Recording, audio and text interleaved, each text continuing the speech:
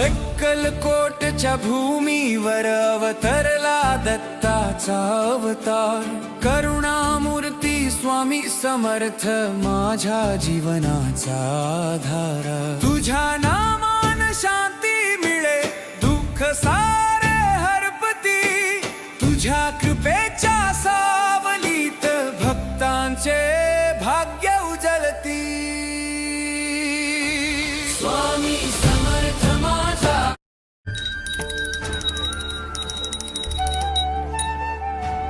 अरे अक्कलकोटची किमयाच अशी आहे, इथे कुठल्याही ठिकाणी मस्तक टेकाल तिथे दत्त गुरूंचा वास आहे, म्हणून अनेक जण इथे आतुर असतात।